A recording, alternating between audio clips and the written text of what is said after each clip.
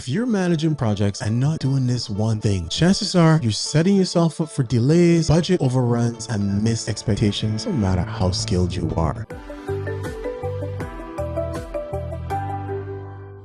Hey, I'm Kye Husbands from the Vested channel, where we ignite the art and science of project management, leadership, and innovation. And today we are talking about the #1 thing that uber successful PMs do that average PMs overlook. And it's not a fancy tool, and it's certainly not another certification. It's simple, but it's difficult to do well. And it's the habit of escalating early and often. So with that said, if the word escalation makes you feel uneasy or uncomfortable, then guess what? You're in the right place. So let's break it down. Why does escalating early and often really matter?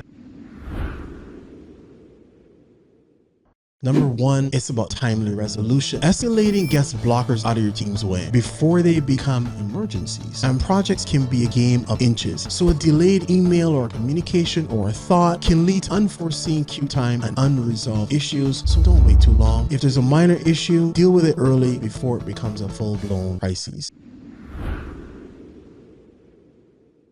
#2, strategic alignment. Leaders can't solve what they can't see. So escalating ensures that you get the visibility into the risk that can derail things that they care about. And believe me when I tell you, this may be the pet peeve of every exec, learning about things at the 11th hour.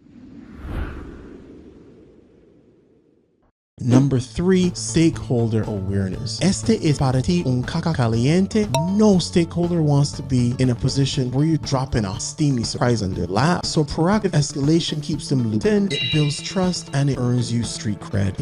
It may take multiple attempts to overcome the inertia within an organization. So don't just think that because you said it, that they should be fully tuned in and that they actually get it.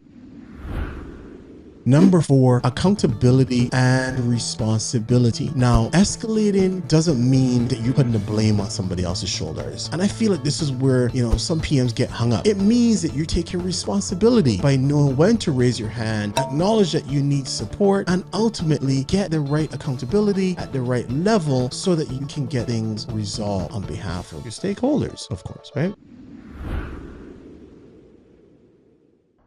#5, quality protection. Now, when blockers go unaddressed, teams rush and speed compromises quality. We know this. So escalation helps keep standards high, making sure that you meet whatever standard you set out to meet and that you can exceed your customer expectations, which is the name of the game, frankly, right?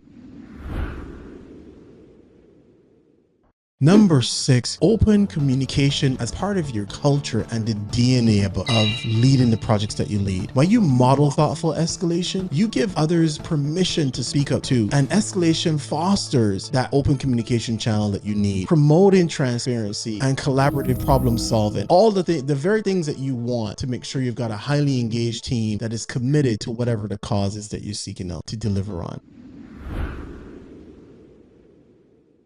Now, protecting the budget. Now, budget overruns often start with unresolved risks become issues. Issues require escalation, and here we go. But escalating helps contain costs before they explode. So by resolving issues early, escalation helps prevent these cost overruns and ensure that the projects stay within budget, which obviously keeps everybody happy.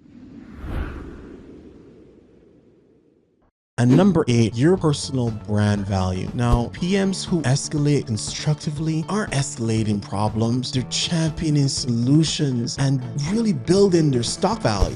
This is their leadership brand. How you resolve challenges, these are the defining moments that highlight your value as a PM. And these are the moments that you absolutely must seize. So Winston Churchill once said, "Success is not final, failure is not fatal. It is the courage to continue that counts." Translation: escalation is courage. It's what great PMs do, and the uber successful PMs that I've seen do this extremely well. So what now? Download our free escalation readiness checklist. You'll find it in the link below. Hit subscribe, of course, for more insights on project leadership and development and project management and innovation and bringing it all together. And of course, comment below, what's the one thing that you've been avoiding escalating? Perhaps that's a good one. Or what's your escalation scar? We've all had one. So remember, don't wait, escalate, own it. Your project teams and your project stakeholders will love you for this. Trust me. Thank you for watching.